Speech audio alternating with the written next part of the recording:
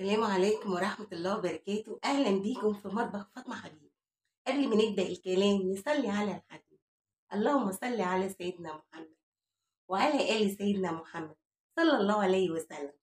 النهاردة إن شاء الله قبل ما نقول هنعمل إيه هقول لكم كل سنة وانتم طيبين. فاضل أيام ويهل علينا العيد الأضحى المبارك. يا رب كده أعاده الله عليكم بالخير واليمن والبركات، ويا رب كل أيامكم تبقى أعياد. كل سنة وانتم طيبين. بالمناسبة دي أنا هعمل معاكم رقاق الطري. أنا عملت معاكم الرقاق الناشف في القناة، وإن شاء الله النهاردة هعمل معاكم إيه رقاق الطري. هو سهل جدا مفهوش أي حاجة، دقيق ومية وملح، وطبعا هنحط معلقتين زيت علشان ينعموا العجين. هما ممكن يتحطوا وممكن لأ. دلوقتي إيه، أنا معايا نص كيلو دقيق، هحط عليه ربع معلقة ملح، والزيت بحب احطه في الاخر ينعم العجينه، وميه وهنبتدي بقى نعجن. دلوقتي بقى ايه واحنا بنعجن هنعمل ايه؟ بسم الله الرحمن الرحيم. تملي سمو يا حبايبي. هنحط الميه شويه بشويه، ندلق بس ايه طبعا الميه. كنت عايزه اقول لكم يعني نقلب الملح الاول. انا حاطه ملح طبعا، نقلبه كده خلاص كده، ونحط بقى الميه شويه بشويه ونعجن كده شويه بشويه. عشان ايه؟ في دقيق بياخد سوائل. انا مش عايزه اقول لكم يعني ايه كميه الميه قد ايه، لان في دقيق بياخد سوائل ودقيق لا. ابتدي اعجن كده بقى. وايه دلوقتي ايه انا فضلت اعجن فيها، يعني تعجني فيها مش اقل من 5 دقايق. كل ما تعجني تديكي نتيجه احسن. انا دلوقتي هعمل ايه؟ بسم الله الرحمن الرحيم.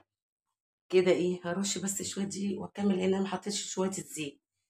احط بقى معلقه الزيت. بسم الله الرحمن الرحيم. معلقه الزيت عشان تنعمها بس.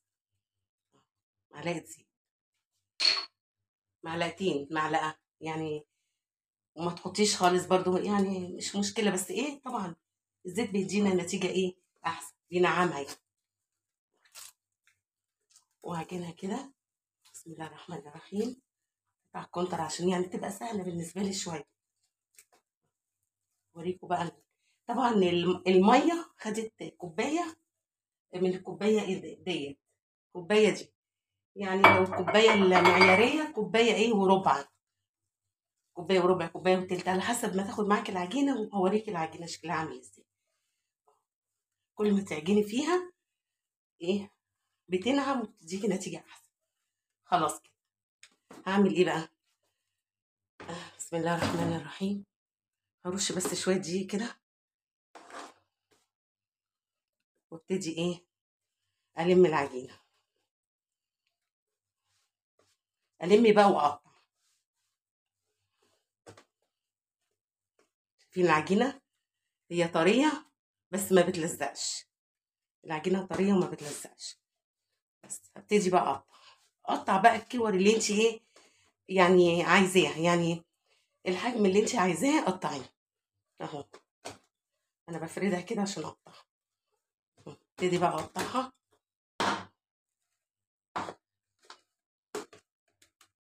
ارش برضو هنا شويه دقيق كده عشان ايه احطها هنا كده.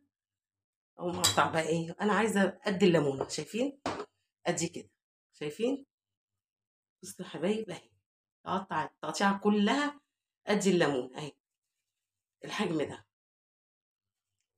بس هقطعها كده.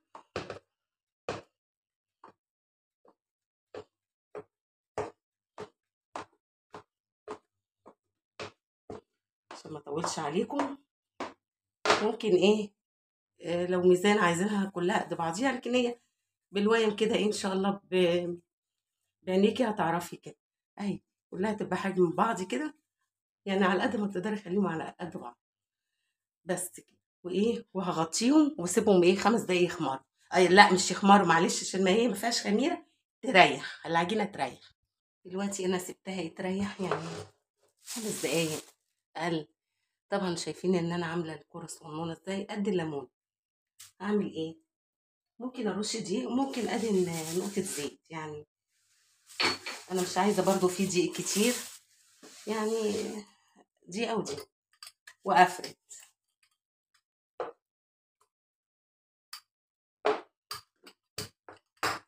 انا مش هفرد قوي، انا ايه هفرد بالطول وبالعرض، يعني هفرد كده. انا مش عايزه الرقاقه كبيره، لو عايزاها كبيره هكبر ايه، هكبر حته العجين. مش هفرد قوي عشان لسه هفرد تاني. ممكن ارش دقيق وممكن ايه اعمل، يعني ممكن ارش دقيق كده او تحطوا ايه نقطتين زيت.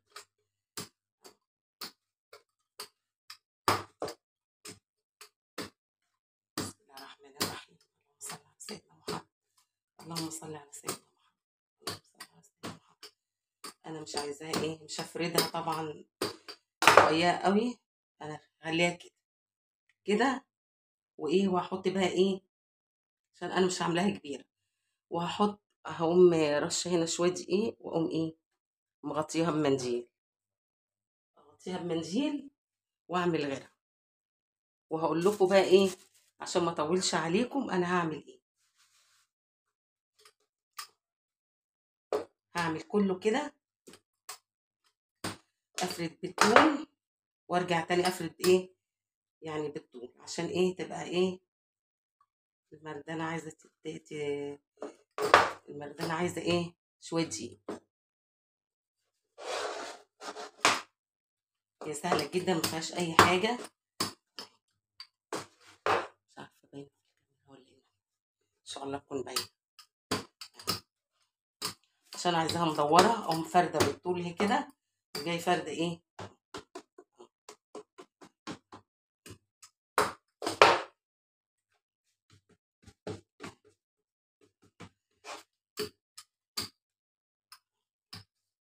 تبقى لازم ايه نخليهم قد يعني بعض، وحتى في الفرد يعني احنا مخلينهم قد بعض اهو. نعمل ايه، هقول لكم بقى هنعمل ايه. انا هجيب ديت اللي انا فردتها وهحط ايه، انا عامله محلول ايه زيت على ايه معلقه دقيق. هعمل ايه، هجيب دي بسم الله الرحمن الرحيم عشان ما اطولش بس عليكم ايه الفيديو، وهعمل بتاع 6 وحدات على بعض. وهجيب ادي المحلول ده زيت على ايه على دقيق، اقلبه بس كده زيت على دقيق اهو. واعمل ايه بقى، بدل ما احط ممكن احط رشه دقيق وبعدين احط زيت، لا انا حطيت الدقيق والزيت على بعض وقلبته كده، واجي اعمل بقى ايه اهو، ادهن كويس كده اهو، عشان ده اللي مش هيخليها ايه تلزق وتورق من بعضها وتفك. اوريكم بس ايه، نحط بقى دي عليها، لازم يبقوا قد بعض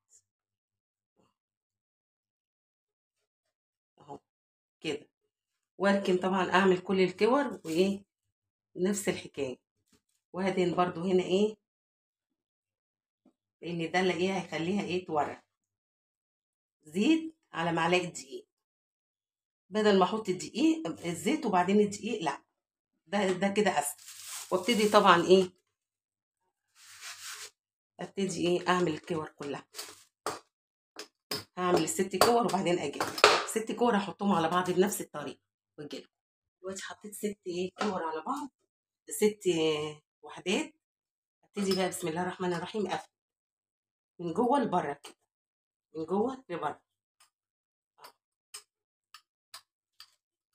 احاول ايه اخليها، طبعا انت لو عايزه الرقاقه مستطيله هتعمليها مستطيله برضو ايه وانت بتفردي، عايزاها مدوره هتعمليها برضو مدوره، هتفردي زي ما انا بفرد كده. بسم الله الرحمن الرحيم. اللهم صل على سيدنا محمد وعلى الاعلى الى يوم الدين. احاول ان انا افردها بس ايه مش يعني ايه تحاوليش بقى ترقي قوي قوي قوي، هي ايه كده كفايه قوي خلاص. ابتدي بقى ايه ان انا اشيلها، طبعا انا حاطه ايه الرقاق الناشف، انا عملت الرقاق الناشف في القناه في فرن البوتاجاز. ده بقى هسويه فين، هسويه من فوق البوتاجاز بس كده حلو قوي. كده ما شاء الله، بسم الله ما شاء الله، اللهم صل على النبي. حلو. هعمل ايه بقى؟ هنروح على البوتاجاز. بسم الله الرحمن الرحيم. دلوقتي حطيت صينيه على البوتاجاز، يعني هدهن بس اول مره كده ايه، هدهن اول مره بس زيت، زيت بسيط خالص. واجيب بقى بسم الله الرحمن الرحيم.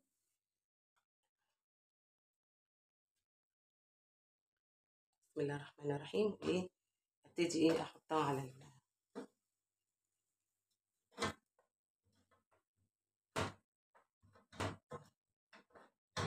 طبعا النار مش عاليه قوي ولا هاديه قوي.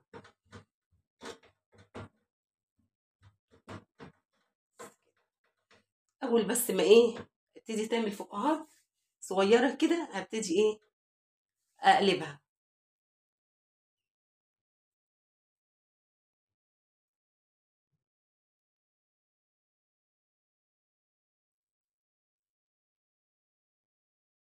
شايفين دلوقتي اهي، شايفين الفقاعات اهي. ابتدي بقى ايه اقلب، اللون بتاعه غير وايه وعمل فقاعات، اقوم قلبه بقى ايه. بسم الله الرحمن الرحيم. اروح قلبه بقى ايه تاني ايه الرقاق كده. واعمل ايه بقى، ابتدي شايفين عند اي حرف رقاق اقوم مطلعه. بسم الله الرحمن الرحيم. شايفين، شايفين الرقاق. احطه بقى، شايفين سخن مولع طبعا. انا ايه لازم اشيل على اي حرف كده وايه واشيل اهو. ولازم يتشال طبعا بسرعه. بحاول ان انا اوطي النار شويه كمان عشان ايه الطاسه الصينيه سخنت. اجيب اي حرف كده سخن مولع طبعا، بس ايه يعني برضه هتستحملي اهو. هو بيتشال بمنتهى السهوله، كله بيطلع. شايفين، شايفين الرقاق، شايفينها، شايفه ايديا باينه من تحت ازاي. واقوم تانيها كده، واقوم ايه شايلها على طول اهو. شايفينها بيطلع بسهوله ازاي اهو. اهو بيطلع بسهوله خلاص. بتاع سخن على ايديا، شايفينها سخنه.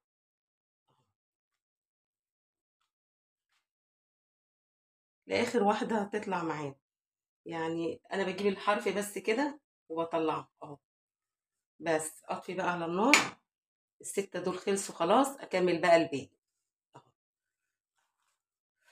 مولعه مولعه يعني مش هقول لكم، سخنه سخنه يعني أهو.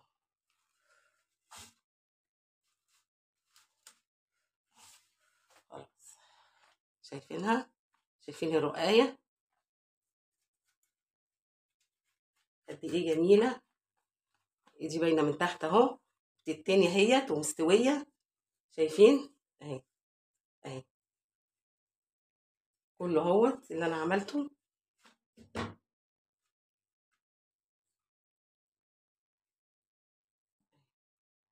شايفين تاني كده اهيت. طبعا ايه احاول ان انا ايه اغطيه عشان ايه ايدي باينه من تحت اهوت. ادي الستة اللي اتعملوا. ماشي، اكمل بقى ايه الباقي، اكمل الباقي وايه واجلكم. صراحه النتيجه جميله جدا، هكمل الباقي واجلكم. دلوقتي الرقاق خلص. ده الشكل النهائي للرقاق. مش عارفه اقول لكم بجد على جماله بجد، يعني بصراحه يعني مش عارفه اقول لكم ايه قد ايه طري وجميل وحلو. قد ايه بصراحه يعني. شايفين، شايفين، شايفين جماله، شايفين طراوته اهو. شايفين اهو. طبعا نص كيلو فرد معايا كتير بصراحة. ودوت رقاق المفروض. يعني ممكن تعمل سندوتشات على فكرة، يتلف كده سندوتشات اهو. ممكن يتلف تحطي في اي حشو زي عيش اهو تورتيلا بصوا، ويتلف كده اهو. اهو سندوتش. عايزه اقول لكم النص كيلو فرد معايا جدا عشان عامله فرديه، وعامله الرقاق ما هوش تخين وفي نفس الوقت صغير، يعني حجمه حلو معقول. خد معايا يعني عمل معايا 21 رقاية. ده الشكل النهائي. ولو عجبكم الفيديو لايك وشير واشتراك في القناة، واتبعوا تعليمات النار تبقى هادية. وال طبعا ما تيجوا تفردوا ما تفردوش من الوسط، يعني تضغطوا على الوسط علشان ما يرقش قوي ويتقطع منكم. النار تكون متوسطة، لا عالية قوي ولا كده. وعايزة اوريكم الصينية بجد. شايفين الصينية بيجرالهاش الناس اللي بتقول الصواني بيجرالها حاجة. والله ما غسلتها. ادي الصينية ما فيهاش اي حاجة ولا لسعة ولا اي حاجة. وكل سنة وانتم طيبين و... ويا رب يعودوا عليكم بخير يا رب. والسلام عليكم ورحمة الله وبركاته.